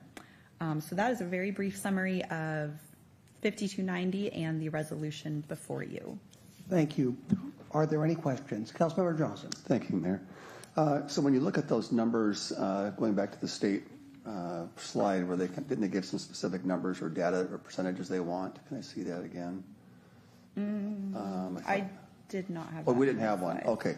I thought there were some days or something, certain days, timelines. Yes, I can go over those again if you'd like. Oh, you didn't have a slide? I didn't have a slide on it. Oh, no problem. Okay. Well, just so basically whatever those numbers are, when you look at those numbers and you look at where we're at now, what does that do for you in terms of like, oh my gosh, we got to speed this up, or oh no, we're already in that same stream. There's no change of pace. It varies based on the type of permit. I would say for the kind of lower level, like no public notice, very administrative decisions, for the most part, we're within those timeframes. It's the more complex permit types, often the permit types that go to public hearings, where we are either kind of right at the new state timelines or over those timelines. Okay. So that's where we really need that extra effort. Okay, interesting. Yeah.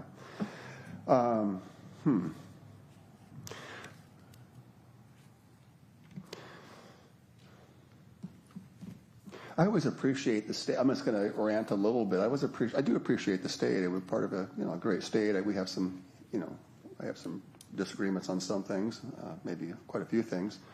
And I do think they provide some, at times, good positive peer pressure to kind of get things moving. I guess I've always felt that for the most part, a good local jurisdiction is going to be way more efficient and effective than any larger institution. So I always find it very ironic when a large bureaucratic organization respectfully is trying to, give guidance or mandates to smaller organizations that are already operating pretty lean, some guidelines. When I would just kind of like to say again respectfully, kind of put the mirror back in your own policy efficiency. But I think in this case, perhaps there could be some good positive peer pressure to kind of speed things up, and maybe, just maybe, that might be part of that equation that would help staff say, with this timelines, gosh, we have to get this done. So the process and the detail of the tool and die maker and the microscope are going to have to go to a little bit broader view, and we can't analyze every angle. So in some respect, it might help empower you. Hey, we got to meet this deadline. So some of the oversaturation of inspection, it could be just kind of moved on through. So I'm a little bit skeptical, but I'm still optimistic that it could provide us with some good intention incentives that we're trying to get going here. So thank you. Thank you. With that, I'd like to entertain a motion to approve resolution. I make a motion. Do I have a second? It's been moved and seconded. All those in favor indicate by saying aye. Aye. Okay, opposed, nay. Okay, that will not require a second reading. That's just approving the resolution. So with that, we are done. Meredith? I have one last quick slide. Okay. Which is just what to expect in this upcoming year in 2025. Okay, I was going to say, now we already passed it. You could say something. We could reconsider it, so be very careful Sorry, with I'm your keeping words. Amit on his toes tonight. Well, go ahead, proceed. So let's see, he is pulling up that presentation right now and taking us to the last slide.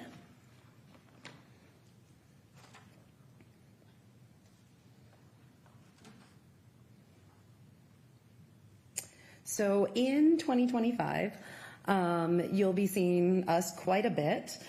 First of all, there's the comp plan, so you'll be seeing us a lot this spring with that, and then the code amendments associated with the comp plan and some of the other code amendments that we've identified through this process. You're also going to be seeing us come back with our department strategic plan. So we've been working for the last couple of months with Talika on updating our department strategic plan. And so we'll be bringing that back to you this spring, sharing the rest of our work plan with you. Those areas, the focus areas are on improving customer experiences, department operational efficiency, staff engagement, and financial performance. We're also going to be working on redesigning the permit counter and some other space planning. And the goal of the redesign of the permit counter is really to create a more welcoming and customer-friendly environment. The permit counter was designed at a time when people would bring in very large sets of plans, and you'd have multiple people coming in, laying out their plans. Now we have this very long empty desk, and everything is done, electronically, where when somebody's coming into the permit counter, they're either speaking with a person or somebody is pulling something up and sharing it on a screen with them.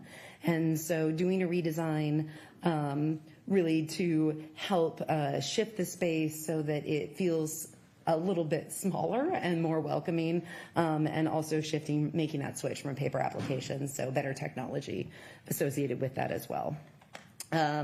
Then we're going to be bringing back a number of things that are somewhat related to 5290.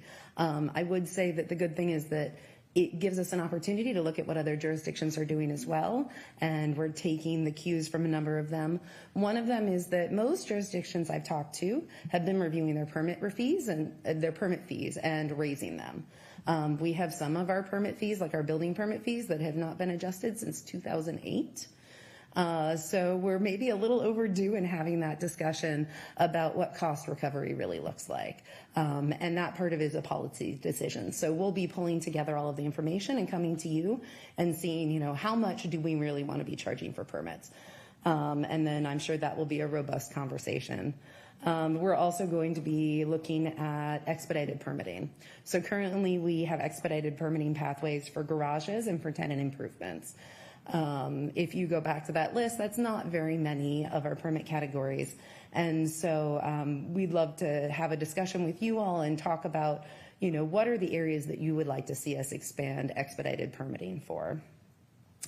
Along with that, we are going to be reviewing and updating the design review process. There are some parts of 5290 that talk about the number of public meetings that you can have on a permit type. And so we're going to need to look at our design review process to ensure that it meets requirements.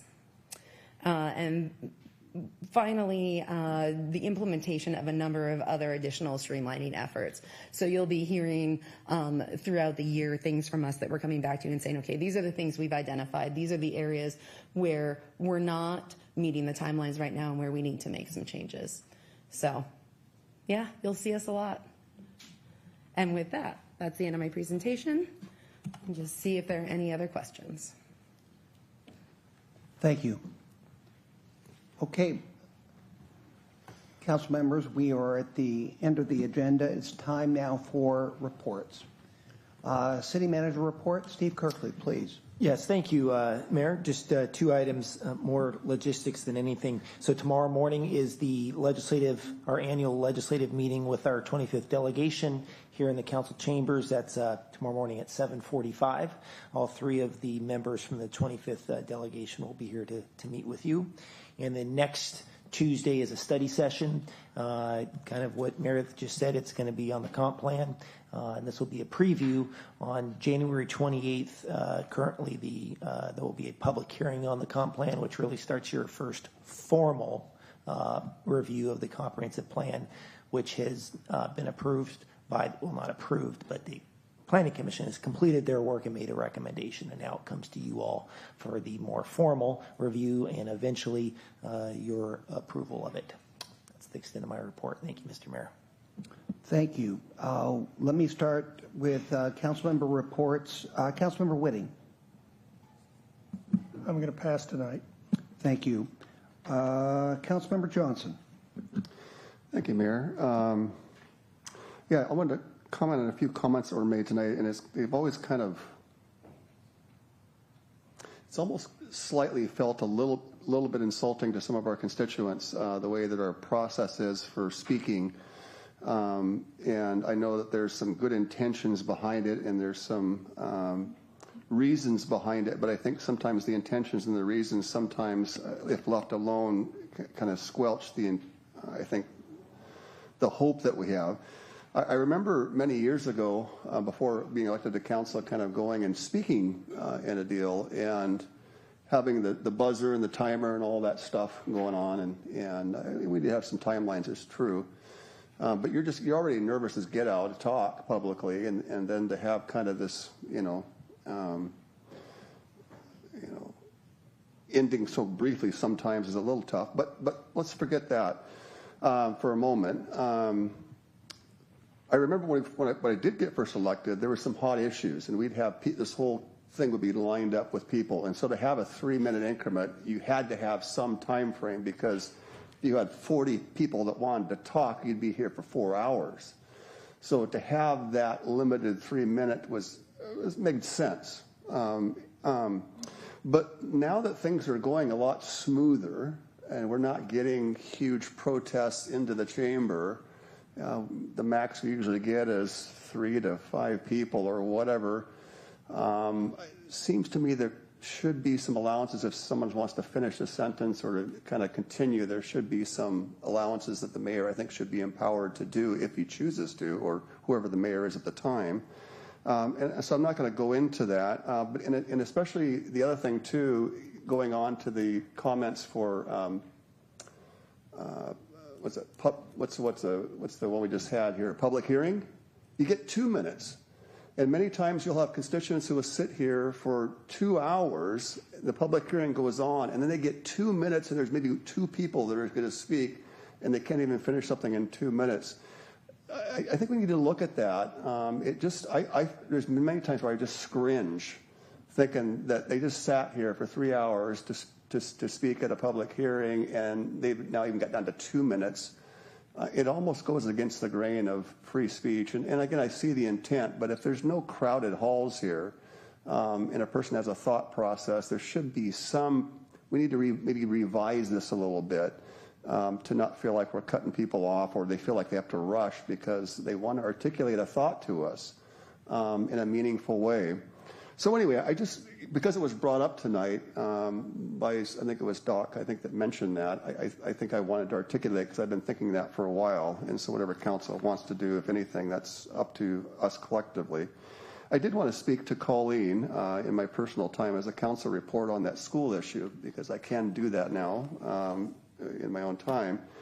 I've looked at this issue for quite a while, and I've been caught in that personally, and I never experienced it. I went coming down the road and realized I was stuck there for 15, 20 minutes, whatever it was.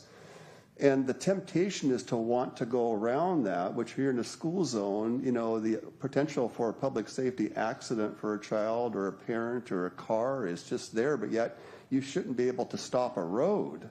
And I don't really care if you're the school or if you are I don't care who you are. You can't stop a public road on a consistent basis, basically 5 days a week through the school year, and it's been going on for a long time. Now, I'm not anti-school. I'm just saying it's a public safety issue, and it needs to be addressed. And so if this was a private business, we would not allow for that. And at the very least, we would be having them, like for example, some churches, they have a big turnout in the church and they want to empty the parking lot into the deal. Guess what they typically do? Sometimes they'll hire a police officer to come out and they'll direct traffic and get them out of there quickly so it doesn't back up and congest. I think the school system could be talking about using one of the resource officers to move traffic during that time until they work out the logistics on whatever it is to ease that congestion. But I do think it's a public safety issue, and the fact that it's been allowed to go on for so long, to me is, they're aware of it and there's funding for it. And so I think that they're working on it. I'm not accusing them of not, but I'm just saying in the meantime, we've got a huge problem that's been going on that needs to be addressed now until they get it figured out. So I support you on this issue because it's a real issue and it's been going on for a long time. And I am concerned with potential accident, of not an auto accident, but perhaps an individual of someone who doesn't have the self-control that you had to wait 20 minutes. And let's just say 30 minutes, and somebody that might just race through there who's traveling through our town and is in a hurry, and they move through, and now something could happen. I'm not a fearmonger guy. I don't live like, someone's going to die. But I am also not ignorant to the fact that this continuous situation is not acceptable. And so I do hope that the city, Steve, will continue to work with the school, and that there could be some positive peer pressure to come up with some continued ways to make it work until the permanent fix is in. But the current state, in my mind, is unacceptable. It's not safe, and it needs to be addressed different than what they're doing now. So anyway, I wanted to comment on that, and I hope that it's articulated well and enough that might gather some support and to hear the intent of what I'm sharing here and not get distracted by the audience of where it's going. Oh, and then that's it. Last thing is I want to say hello to Marla. Thank you. That's it. Okay, thank you. Thank you, Councilmember Johnson. Councilmember Gilliam. Thank you, Mayor Castema. I just wanted to say how proud I am of our city staff and the hard work that they're putting into the project management team, to the permitting process. I hope the Puyallup citizens really hear tonight that we genuinely want the best for our city, and we have the top staff here to do the work. So I just wanted to do a shout out to our staff and let you know I'm very proud of you. I'm grateful for all your hard work, and also a huge shout out for Puyallup Police Department keeping everybody safe in the midst of the holiday season, and also Happy New Year to everyone. Thank you. Thank you. Councilmember Adler. Thank you, Mr. Mayor. Happy New Year, everyone. I will echo much of my colleague, Councilmember Johnson's statements related to Fruitland Elementary. I went to Fruitland Elementary. It is very good to see you. I used to look a lot different, Colleen, but I do remember you and your children. We were close in age. And Fruitland has been a problem, as my colleague has stated, for a very long time. It has only gotten worse. I grew up at 7th Avenue in Fruitland, which also is another long time hotspot for traffic issues. And I also, have gotten caught in the traffic on Fruitland during the time that school is either starting, but obviously more impactful dismissal. And unfortunately, it's my opinion that this is not an isolated event just for Fruitland. Unfortunately, just because of the way that our schools had been established and built and where they have been built, and so great that so many of our schools are literally right in our own neighborhoods, that has only impacted traffic as growth continues. I know Maplewood has challenges with pickup and drop off, certainly Meeker, Aylen, Callis, Puyallup. And so I think in the future, I would like to see or have some type of report or update related to how this mitigation, how we can go about mitigation and ensure that safety continues to be top priority, and what is being considered now and into the future as growth continues. So thank you for coming forward and highlighting this. I only wish that we would have started talking about it sooner.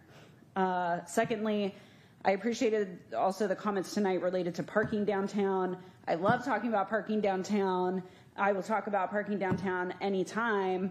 And I do want to say that former Mayor Hopkins, his statement related to our businesses down here that, read in the newspaper about Meeker Street and the Cornforth Campbell lot. I think a lot of chatter that came out of that was related to parking concerns. And so I have appreciated the conversations I've had with the few businesses that reached out to me here in our downtown core.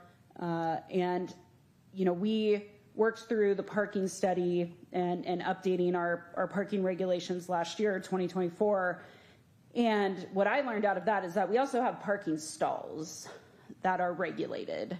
And I would very much like an update about how many of those stalls exist, how they are regulated, and when they are updated, or when do we go back, when does staff go back and evaluate those? And why was that not done at the same time as the parking study and updating our rules around that? Good conversation tonight. Appreciate the time. Thank you very much. Thank you, Councilmember Adler. Councilmember Dorr. Thank you, Mr. Mayor.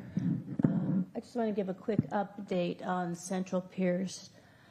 So at this point, Central Pierce, Ording Valley, and Graham have all merged into to one Pulse Point app. So if you guys are looking at their Pulse Point, you may have to reset your app, and you want to look for PCF, and they are operating without basically borderless. So you may see a Graham unit in Puyallup or Central Pierce unit out in Ording. They have begun working on that. Their vote is in April as to the merger. That is not a vote that the citizens of Central Pierce will vote on. It is a vote that is taken by Ording Valley and Graham as to whether or not they want to join the Central Pierce district. But I wanted to let you know about that. A lot of people do use that application, and you may have to reset that because a lot of them are not working at this point. Other than that, Happy New Year, and thank you for your patience. For those that don't know, my mom passed away and needed to be gone to take care of her towards the end there, so it's good to be back. Thanks. Thank you, Councilmember Dora. Sorry for your loss. Deputy Mayor King. Thank you, Mr. Mayor.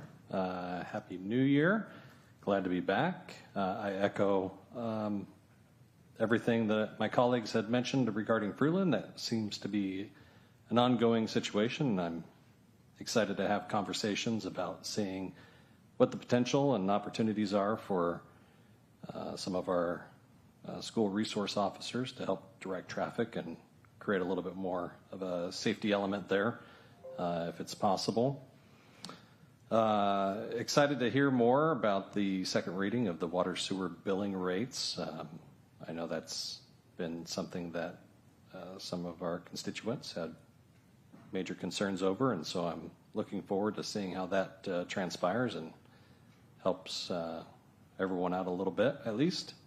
Also, a quick shout out to our police department and the wonderful job they did over the holiday break, and I'd be curious to find out how many households signed up for their based off of the Home Alone meme that went out, and that was pretty spectacular and genius putting that out there. So hopefully that was a success. I don't know the report on that, but for home checks by our Puyallup's finest, checking to make sure that homes are locked and secure, and while people were away. There's just a lot of great things happening in our city, and I'm looking forward to Puyallup thriving in 2025. So be well, be kind, and we'll see you next time. Thank you, Deputy Mayor. I appreciate all of your comments this evening. 2025, here we go. I'm glad that we have the council that we do have leading Puyallup. I appreciate every one of you. I think you do an excellent job representing our community. We have some very difficult decisions. I appreciated a comment today that a person made during public comments where we have to make decisions now that will affect the city 20 years from now. I would say it's further than that.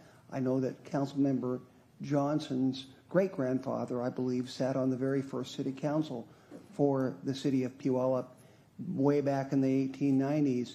So I would like to think that many of the decisions they made set the groundwork for the way our city is at this point. We, in many respects, are just receiving the torch from leaders prior to us, and we want to carry that on so that our children, our grandchildren, have a community, frankly, that has some of the values that we've been so blessed to have given to us. So with that, I want to thank every single one of you. I want to thank the community for being here this evening. Appreciated your comments, and let's get to work in 2025. With that, we're adjourned.